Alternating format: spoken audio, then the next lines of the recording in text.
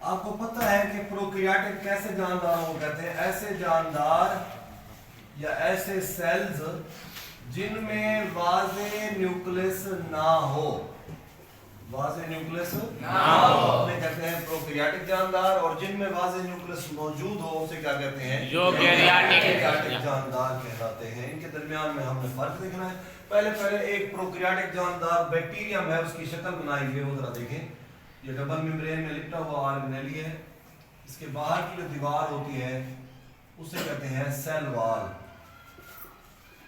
Cell wall, अंदर की जो दीवार है उसे कहते हैं बेटा सेल मेम्ब्रेन। उसे क्या कहते हैं? Cell membrane. Cell membrane. जैसा कि आपने पढ़ा कि इसके अंदर न्यूक्लियस नहीं होता। जब न्यूक्लियस नहीं होता तो उसकी जगह पे डीएनए मॉलिक्यूल मौजूद होते हैं। कौन मौजूद होते हैं? DNA molecule. डीएनए है। डीएनए जिस जगह पे पाया जाता है उसे कहते हैं साइटोप्लाज्म। साइटोप्लाज्म। और इसके अंदर एक ऐसी स्ट्रक्चर होती है, ऐसी शक्ल होती है जो इसको हरकत करने में मदद देती है, उसको कहते हैं फ्लैजेलम। फ्लैजेलम यह है एक बैक्टीरियम की शक्ल।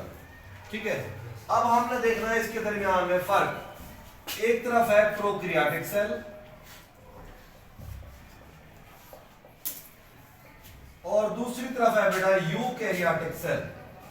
एक बात का आप हमेशा ख्याल रखेंगे वो ये कि जहां पे फर्क आ जाए आपने दरमियान में लाइन जरूर डालनी है। जो प्रोकैरियोटिक सेल्स हैं उनमें न्यूक्लियस नहीं होता पाया जाता। जब न्यूक्लियस नहीं पाया जाता तो उसकी जगह पे क्या होता है? साइटोप्लाज्म में डीएनए मॉलिक्यूल जो है वो तैरता रहता है। तैरता रहता है। जिस जगह पे डीएनए मॉलिक्यूल पाया जाता है उसे कहते हैं न्यूक्लियाइड। वो इलाका क्या कहलाता है? न्यूक्लियाइड।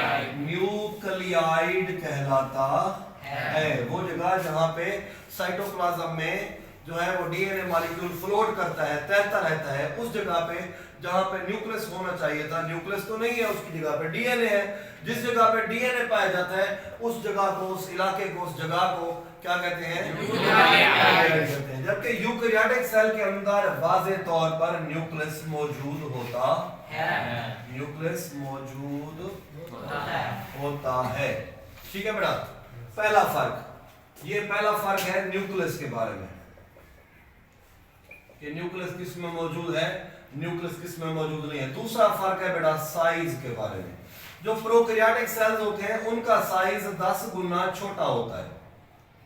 प्रोकैरियोटिक सेल्स का साइज 10 गुना छोटा होता है। छोटा होता है, जबकि यूकैरियोटिक सेल्स का साइज 10 गुना बड़ा होता है। यूकैरियोटिक सेल्स का साइज 10 गुना बड़ा होता है। बड़ा होता है। जो प्रोकैरियोटिक सेल्स होते हैं, अगर हम उसके सेल के ऑर्गेनेलीज देखें, सेल ऑर्गेनेलीज, तो जो प्रोकैरियोटिक सेल्स हैं वो सिंगल मेम्ब्रेन में लिपटे ऑर्गेनेलीज हैं। सिंगल मेम्ब्रेन में लिपटे ऑर्गेनेलीज हैं। लिपटे ऑर्गेनेलीज पाए जाते हैं, सिंगल मेम्ब्रेन में होते हैं। जबकि यूकैरियोटिक सेल के अंदर मौजूद होते हैं डबल मेम्ब्रेन वाले, जैसे कि प्लास्टिड हो गया, जैसे कि एंडोप्लाज्मिक रेटिकुलम है, रेटिकुलम है, जैसे कि यहाँ पे माइटोकॉन्ड्रिया है, वगैरह वगैरह। ये ऐसे ऑर्गेनेलीज हैं जो सिर्फ यूकैरियोटिक सेल में पाए जाते हैं, प्रोकैरियोटिक सेल में मौजूद नहीं होते। प्रोकैरियोटिक सेल के अंदर सिर्फ सिंगल मेम्ब्रेन में लिपटे हुए ऑर्गेनेली होते हैं, जैसे राइबोसोम है, ये इसके अंदर मौजूद होता है। लेकिन फर्क क्या है? राइबोसोम जो प्रोकैरियोटिक सेल का होगा वो होगा छोटा।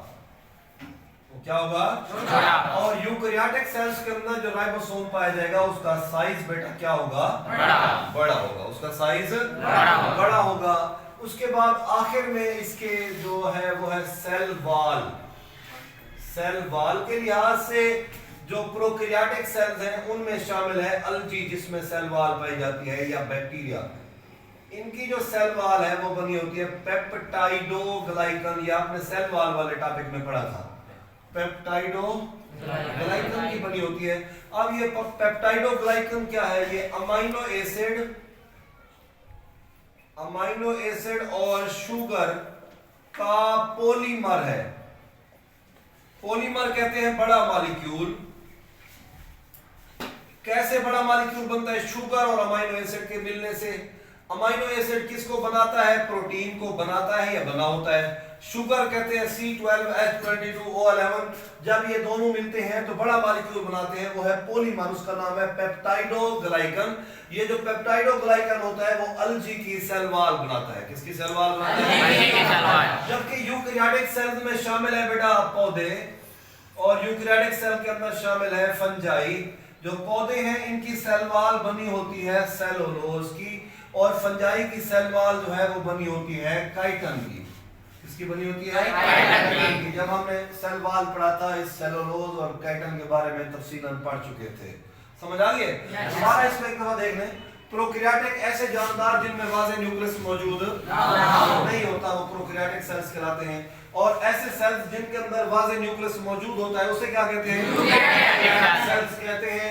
प्रोकैरियोटिक सेल्स के अंदर जो है वाज़ेह न्यूक्लियस मौजूद नहीं होता, उसके न्यूक्लियस की जगह पे डीएनए मॉलिक्यूल पाए जाते हैं। डीएनए जिस जगह पे पाए जाते हैं, जिस इलाके में साइटोप्लाज्म के अंदर पाए जाते हैं, उस इलाके को जगह को न्यूक्लियाइड कहते हैं। क्या कहते हैं उसको? जबकि यूकैरियोटिक सेल के अंदर वाज़ेह न्यूक्लियस मौजूद होता है। प्रोकैरियोटिक सेल का जो साइज है वो यूकैरियोटिक सेल से 10 गुना छोटा होता है। यूकैरियोटिक सेल का साइज प्रोकैरियोटिक सेल से 10 गुना बड़ा होता है। इसके सेल ऑर्गेनेली सिंगल मेम्ब्रेन में लिपटे हुए ऑर्गेनेलीज प्रोकैरियोटिक सेल में पाए जाते हैं, यूकैरियोटिक सेल में नहीं पाए जाते। प्रोकैरियोटिक सेल्स के अंदर राइबोसोम्स, उसका साइज छोटा होता है, यूकैरियोटिक सेल का राइबोसोम बड़ा। सिक्रीशन बनाने वाले सेल्स यूकैरियोटिक सेल्स के अंदर पाए जाते हैं। डबल मेम्ब्रेन में लिपटे हुए ऑर्गेनेली जैसे प्लास्टिड, एंडोप्लाज्मिक रेटिकुलम, माइटोकॉन्ड्रिया वगैरह ये पाए जाते हैं यूकैरियोटिक सेल में। ये प्रोकैरियोटिक सेल के अंदर मौजूद नहीं होते। सेल वॉल जो है वो अल्गी की, प्रोकैरियोटिक सेल में अल्गी की और बैक्टीरिया की बनी होती है, पेप्टाइडोग्लाइकन की, जो अमाइनो एसिड और शुगर का पॉलीमर है। और जो यूकैरियोटिक सेल्स हैं उनकी जो सेल वॉल पौधों की बनी होती है सेलुलोज की, और फंजाई की सेल वॉल बनी होती है काइटिन की।